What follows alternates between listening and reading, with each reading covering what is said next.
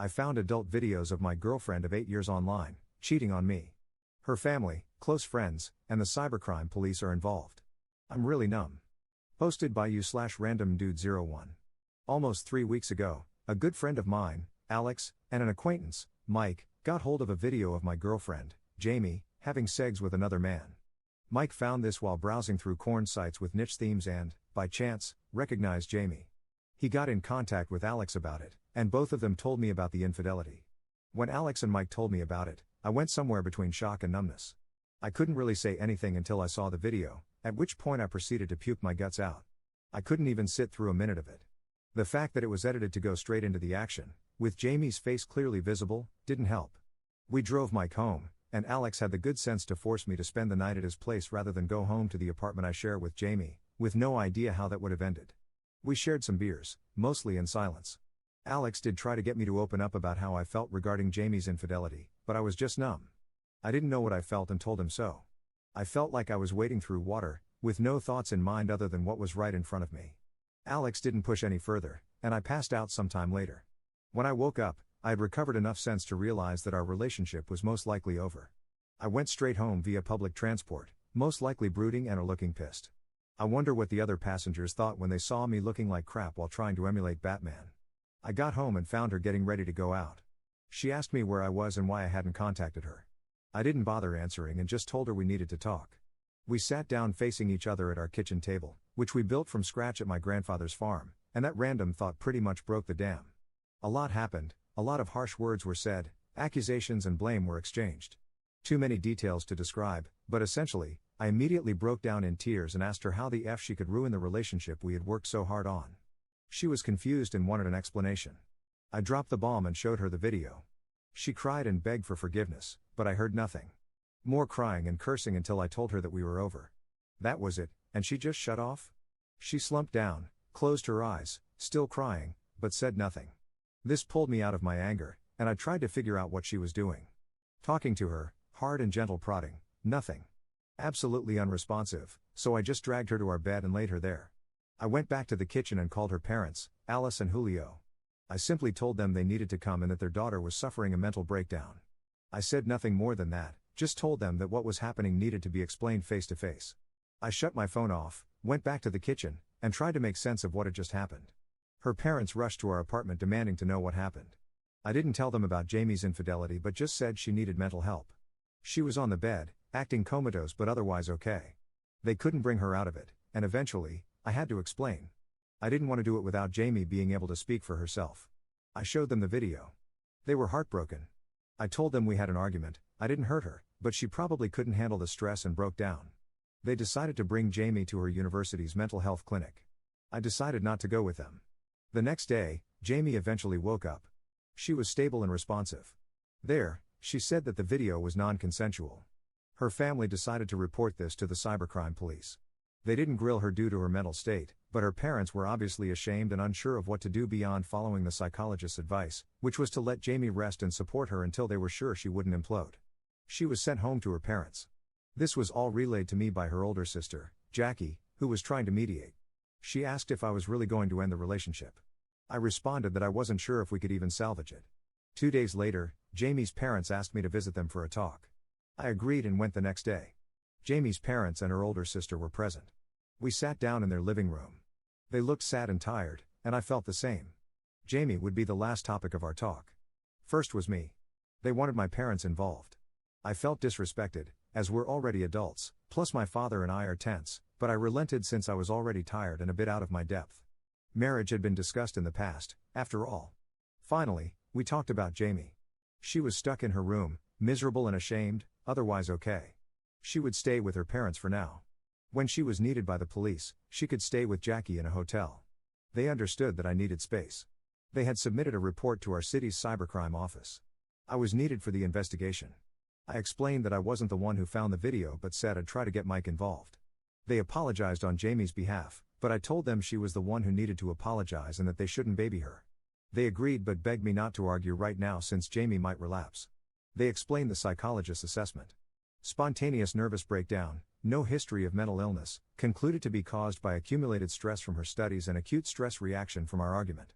She needed rest in a safe environment. The psychologist almost called the police on me, but they convinced them not to, and with no physical trauma observed, they gave up. The discussion devolved into apologies, tears, especially from Alice, and other noise. But they wanted to take charge of everything: the investigation, Jamie's well-being, her education and finances, etc. I was kind of washed out of everything. 8 days later, Alice called me in the middle of the night, begging me to come see Jamie. Depressive episode. Kitchen knife. Locked in the bathroom, yelling for me. Worst hour of my life. I'm pretty sure I almost died twice on the road, and I'm glad my country isn't developed enough for highway cameras. I met Alice and Jackie outside the house, waiting for me. Jamie had mostly calmed down and Julio was with her in her room. They begged me to go see her, and with how bad the situation looked, I rushed to Jamie. She was a wreck, looked like her blood had been drained and hadn't slept in a while. She started crying the moment she saw me and reached out her arms. Whatever anger, exhaustion, and anxiety I felt melted away, and I embraced her. She kept apologizing and begging me to stay. I shushed her and held her tight. She eventually went to sleep, and I took a moment to think about what was happening. I genuinely felt heartbroken seeing her like this. This is not how I thought we'd be together in the future, much less this Christmas. I'm losing my best friend and would-be life partner. This was the person who helped me through my depression when even my own family dismissed it. She's the one who encouraged me to start journaling to process what I go through. It's actually ironic. She's the reason I'm able to write down all the details of her affair and how badly it affected me. She's not evil. She's a beautiful, patient, and overall wonderful human being. Thinking of everything we've been through, what we've done for each other, if I were to list it all, it would probably double the word count of this post. I love her and was prepared to be with her for life and face everything that came with it. And she destroyed that. I woke up before her and went to the kitchen for coffee. Jackie was there and explained that Jamie had had episodes twice before, and this was the worst yet. All of us, except Jamie, discussed what to do. Alice was undergoing chemo for breast cancer, Julio ran a business 20 minutes away, Jackie's workplace was already pressuring her, and Jamie needed help. The situation was screwed and everyone was exhausted. Jamie needed therapy. I implied a mental institution, and that almost got my head torn off, but no one could look after her 24/7. They asked me to delay the inevitable and try to help her. There was definitely some emotional manipulation, but they were desperate. Due to my obvious lingering attachment and my respect and love for these people, I agreed. This is where I screwed up. I went home and talked to Mike about the investigation. He agreed to talk to the police. I called Alex and explained all the BS happening. He warned me that this didn't sound like the right call, that a mental institution was probably the best option, and that I was just going to get hurt. Regardless, he said he'd stand by my decision and told me to call if I needed him. I love this guy. I've already scheduled a consultation for therapy, and Jamie has a separate one scheduled 3 days from now in my city. I just want to take a really long nap and get away from all this. Top/relevant comments. Commenter. The unfortunate part is that she isn't your responsibility. I'm extremely jaded about this, having had multiple people threaten suicide to control me in the past, but that's an extremely common tactic. What I would do in your situation is talk to her parents and say that you can't be responsible for caring for their daughter and maintaining her health as she struggles with the consequences of her actions. If they want her safe, they should commit her and leave. This will never be normal. This will hang over any relationship you have with her in the future. Not just the cheating, but this whole spiral, the stress of having to coddle and reassure the person who cheated on you, is hard to break. It's confusing and emotionally draining, and truthfully, you are the victim here too. I understand she didn't give consent to be taped, but that is a situation completely removed from you. Just as she is a victim of the guy she slept with, you are a victim of her infidelity. My honest advice would be to just remove yourself, deny being contacted again, and end it fully. You have to start living your life. Commenter 2. It seems really unfair the way her family keeps asking you to intervene and be there for her. Obviously, their priority is their daughter, but what about you and all the emotions you are going through right now?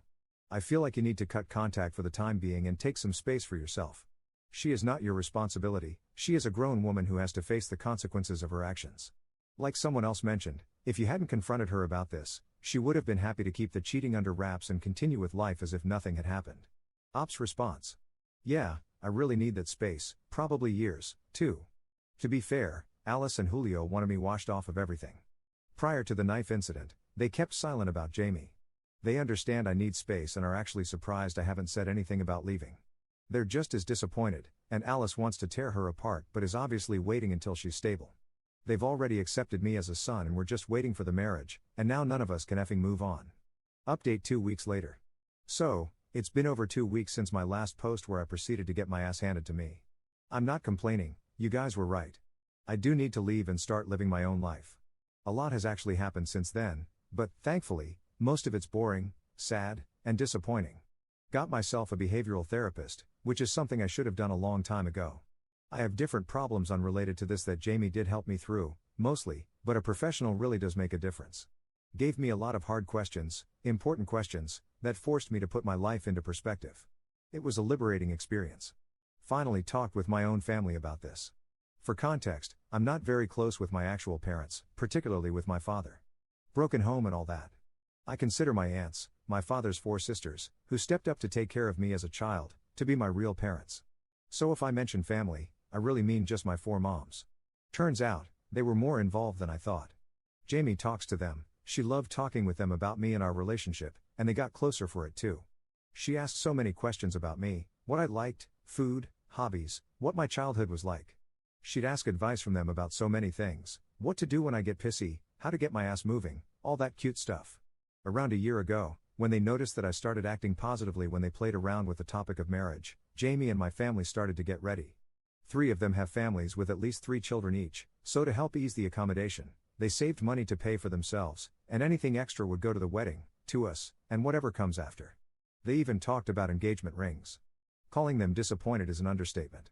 With the BS happening now, they opted to give me half of what they saved for the marriage to help me out and also offered to take me back again, which truly is a massive help. My biggest problem this whole time was a source of income. I didn't have a job lined up out of my city, still don't, and my savings are meager. With all that settled, I gave my employer my resignation letter, canceled my lease, and have until the end of the month to sort my affairs. I'm leaving for good.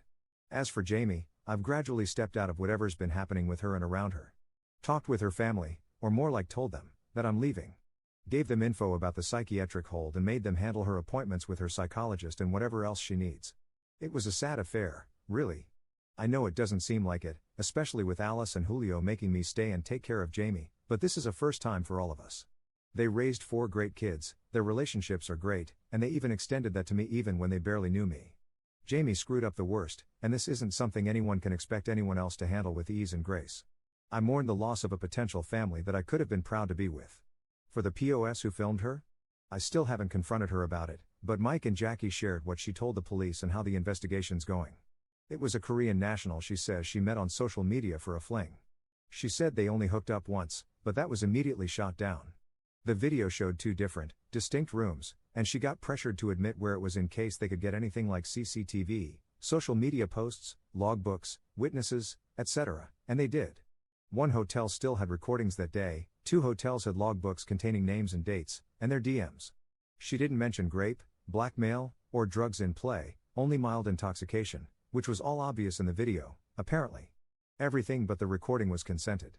There were some possible routes to take in terms of damages, but when a lawyer was contacted, it was pretty much dead in the water. POS being a Korean national currently in Korea muddied the legal waters. They can do nothing else other than contact relevant Korean authorities, gather as much evidence, and wait. But the lawyer wasn't confident anything might stick. As far as they know, they have no evidence that it was even POS who set up the cameras beyond the fact that POS stayed the night before, and the cameras are obviously long since gone. There are far too many angles POS can play to delay or even win any lawsuit that reaches him. It will most likely be expensive, drawn out, and with very little chance of winning. So they gave up that route. POS is getting off scot-free. Why'd Jamie do it? I don't know. Before, I didn't have the guts to ask her. Now, it doesn't really matter. I'm not as exhausted as before, and my mind's been clearer. I'm leaving for good regardless of why she did it. I can just walk straight out with no explanation, or maybe leave a letter for her, thanking her for the wonderful time we spent together, the love we shared, and a final goodbye. I'm romantic like that. Still, I've decided to handle this with as much grace as I can. I'll help when worst comes to worst, won't lay blame on myself or her family, and won't even mount pressure on Jamie for ruining everything. Not for Jamie, but for my own twisted sense of self-gratification, that I did all that can be expected and more. I will leave with my back straight and nose held high. Funnily enough, this did eventually show me how lucky I am despite everything. Yes, the love of my life cheated on me and had the audacity to throw a tantrum over it, my future's looking a little bleak, and I've found out so much repressed anxiety and anger from my crappy childhood. But I'm still doing pretty great. I have family that loves me, friends that have my back, and despite her betrayal, she brought the best out of me with wonderful memories along with it. I have nothing to be ashamed of, and can say with pride that I was a wonderful boyfriend. Hopefully, this will be my last update. If not, the next will be far more boring and less mouthy. Top/relevant comments. Commenter. Wow, speechless. This is quite the saga. I've never had to deal with someone who had such a severe mental break as your ex. It must have been a little scary to witness firsthand. Op's response. I was confused at first. She just shut down, and I wasn't sure at the time if she really was having one. Her family has it the worst. As I said in my previous post, they've limited as much contact as they can between me and her. Commenter 2. I believe that she really had a mental breakdown, but not for the reason that you probably think. I think she cheated on you with more guys, that she consented to that video, and allowed him to share it. She probably did it for the thrill and money. However, she didn't expect you to find out and for people close to her to see it. When you told her that it was over and that people close to you already knew what she had done, she had a mental breakdown. She probably came up with the idea that it wasn't consensual because it's better to be seen as a victim than a corn star by you and her parents. She probably already knew that even if she pressed charges against him, nothing would happen to him because he was no longer in your country. In your position, I wouldn't care about her mental health because she cheated on you, probably multiple times, disrespected you and your relationship, and put your well-being at risk. You don't even know if she used protection during her escapades, and even if she did, she could get an STD and pass it to you. There's also the possibility that if she got pregnant from one of those guys, she would probably tell you that the child was yours. Don't care about her health because she didn't think about yours when she started cheating on you, and her mental health wasn't the only one impacted by her infidelity. You need to find a therapist to help you navigate what happened to you. Don't let her or her family guilt trip you into taking her back because she is a cheater, and if you take her back, she will continue to do it. The only difference will be that she will probably hide it better. Focus on yourself and take care. Good luck in your new life, and believe me, you deserve so much better than her. Op responding to a commenter telling him to get tested. I did, blood work, swab testing, and pee samples. The whole 9 yards. Only got asymptomatic gonorrhea. From where, who knows, having no symptoms makes it hard to figure out. Not much of a problem. I told Jamie's family about it, and both of us got prescribed some mild antibiotics. Op comment update 1 year 5 months later. Hey guys, Op here. I've been here for a while, so I'm very surprised to see my nightmare being posted. I'm cool with it, but damn, I wasn't expecting seeing this to ruin my day. To clarify, this all happened in the Philippines. As far as I know, the Segs tapes were made many months prior to the first post. While I'm no longer involved with my ex and her family, I'm confident they no longer pursued legal action due to the lack of evidence and, of course, the complexity of suing a foreign national currently in a foreign country. They have no direct evidence that the man she cheated on me with perpetrated non-consensual filming of sexual acts. It doesn't help that it took many months for us to even know it happened. Edit to add, there have been a lot of people asking how Jamie is. I don't know. I don't intend to find out either. I also don't feel like making an update to my situation, other than that I moved recently and am doing okay. Commenter.